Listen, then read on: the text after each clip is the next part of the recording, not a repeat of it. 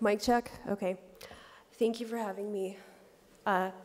So yes, my name is Nadya, and I am the co-founder of Aconite, a mixed reality storytelling platform. Let's take a moment to define mixed reality. AR and VR are intrinsically immersive on account of the rich sensory data involved.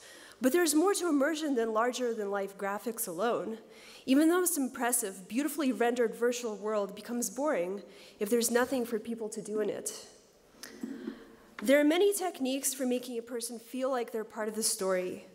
They come to us from a diverse set of traditions, including live-action role-playing, psychogeography, escape rooms, alternate reality games, and immersive theater, to name just a few.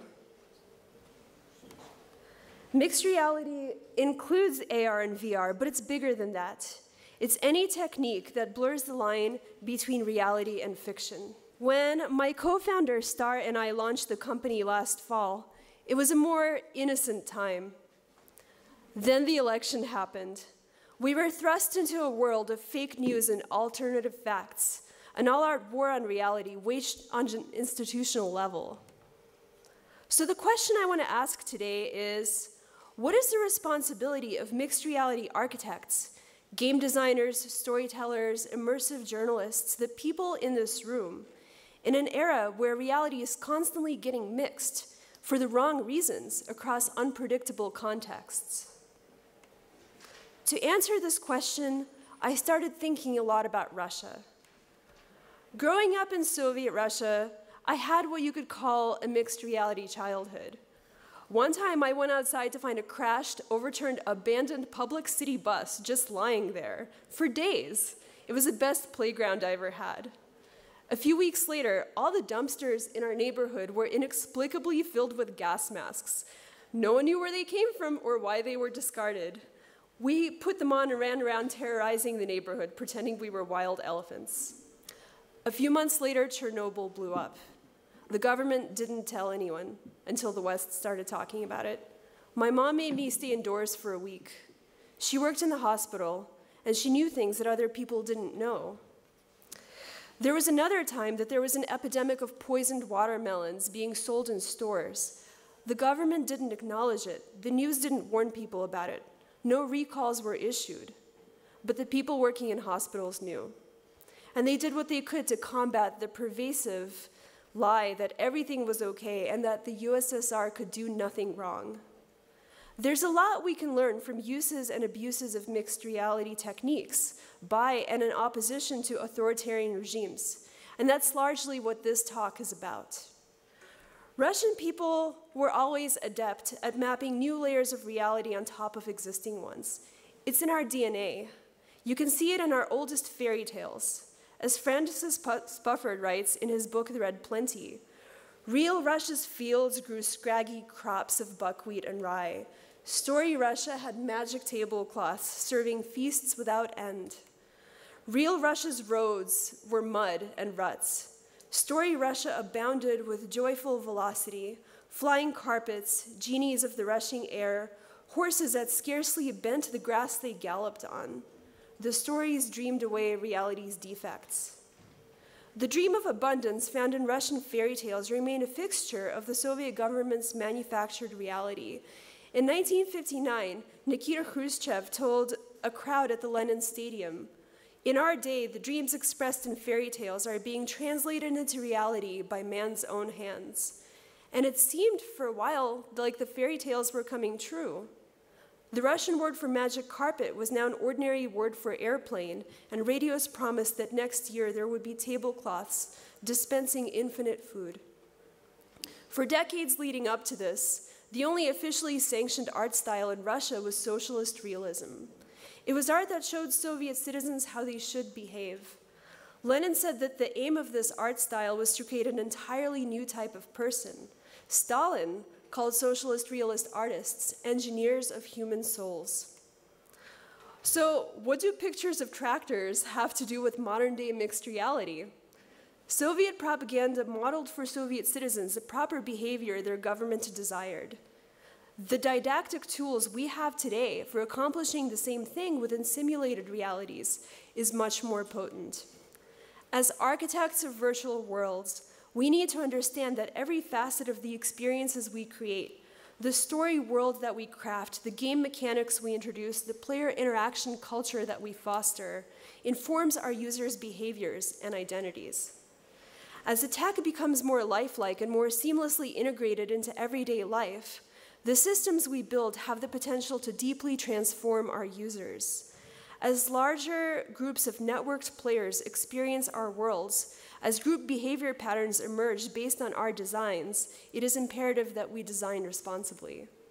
For people in a group are more impressionable than one player alone, and large groups of people are capable of all sorts of things, good and bad.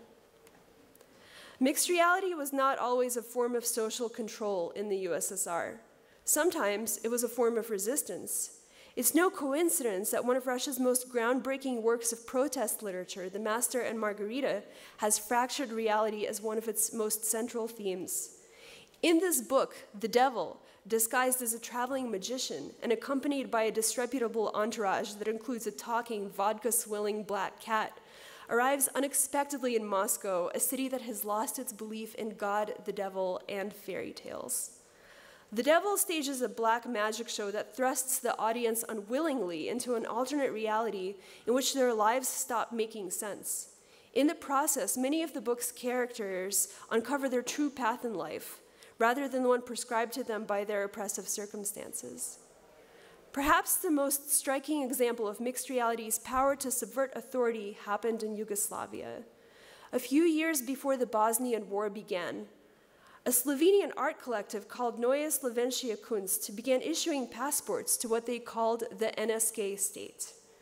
The NSK conferred the status, the NSK conferred the status of a state to not just a geographical location, but the collective minds of its inhabitants. They described it as a state in time, a sort of spiritual state. When all hell broke loose in Bosnia and Herzegovina, there was a period when people in with Bosnian passports were not being allowed out of the war zone. Their passports were considered invalid.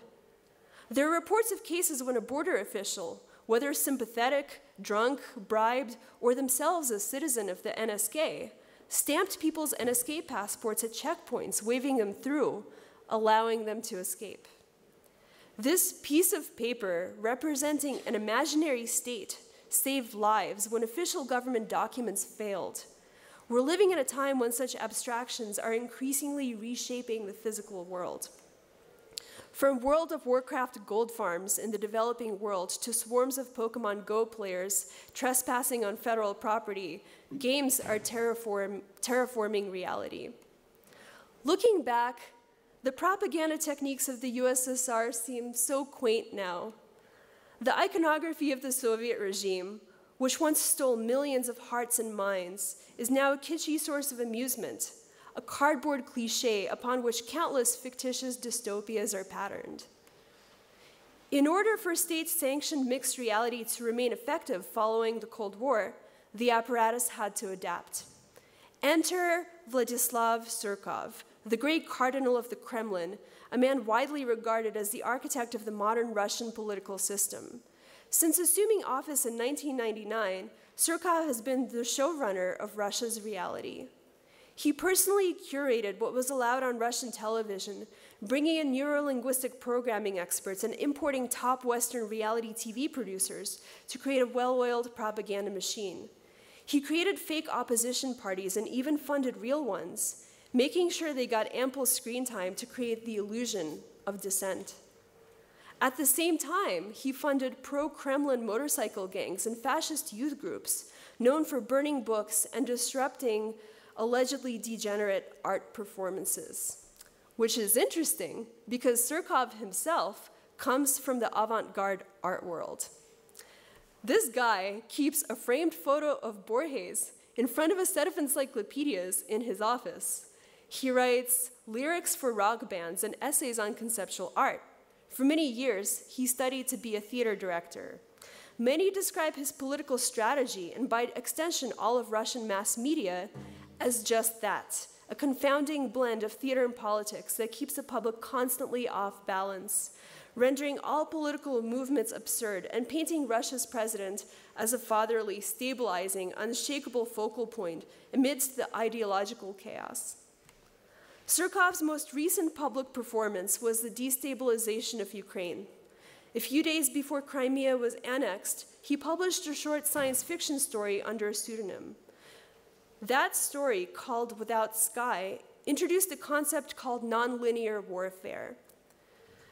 Nonlinear warfare is an aimless, ceaseless conflict not between geopolitical forces, but between provinces, cities, classes, professions, and genders, in which people aren't always sure exactly what they're fighting for or why, with groups frequently switching allegiances, often mid-battle. It's a sinister inversion of asymmetrical game design, a concept fundamental to crafting rich mixed reality experiences.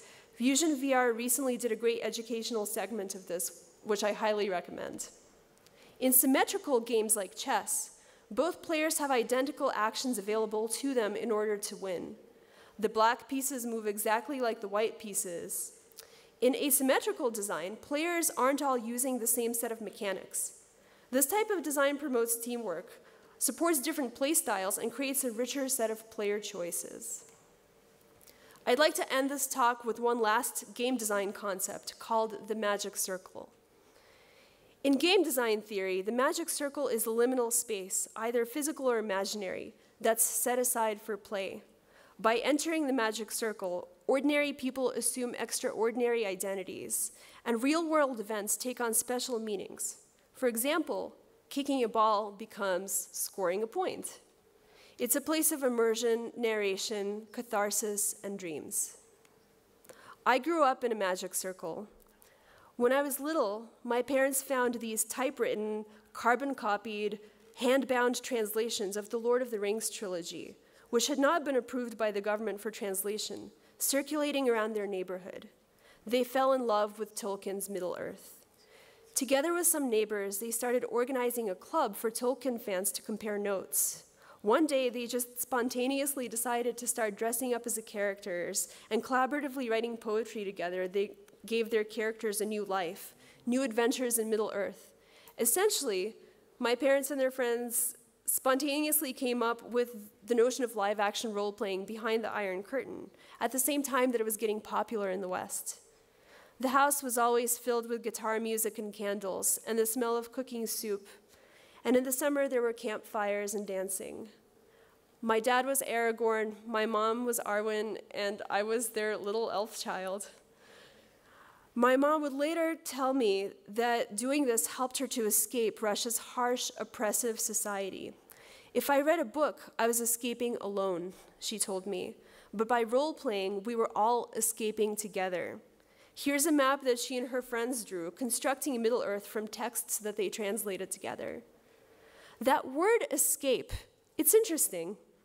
We think of escapism as something frivolous, immature. But something interesting happened in the course of this club's existence. One day, one of the women in this group announced that she was going to start playing as a male character. And everyone reacted to that by saying, sure, why not? Sounds good to us. And that's the power of the magic circle. Russia was and continues to be deeply homophobic and transphobic. If you were gay in Russia, you would be fired from your job. You lost your friends, you were considered sick, and even my dissident parents at the time were not immune to this type of thinking. Despite this, gameplay became a safe space for my parents and their friends to try something new. This woman took on a male name, Faramir, but she kept female pronouns. And then something even more extraordinary happened. She began having an in-character, in-game romance with another woman in their circle. It was a very beautiful, chaste romance. They wrote each other tender poetry, talking about questing together. I've read some of it, and it's striking. So within the magic circle of a game, these two women were able to have a loving same-sex relationship of a limited scope with community support at a time when that should have been impossible in Russia. Magic circles transform us. Thanks to AR, VR, and our internet-connected pocket supercomputers, we have the chance to draw magic circles larger than ever before. As my friend Adam Flynn puts it, any sufficiently large magic circle is indistinguishable from reality. The largest magic circles ever drawn by governments promoted xenophobia and ignorance. But I think that we can do better and fight back by drawing even larger magic circles grounded in agency, empathy, curiosity, and kindness. What new experiments, what new economic models, social hierarchies, ways of being human together can we come up with? I don't know the answer yet, but I'm excited to find out. So this concludes my talk. If you're making mixed reality, come talk to me because I'm interested in what you're doing. If you're an investor and you're interested in what I'm building, happy to show you a demo. Thank you, World VR Forum, for hosting me, and enjoy the rest of the conference.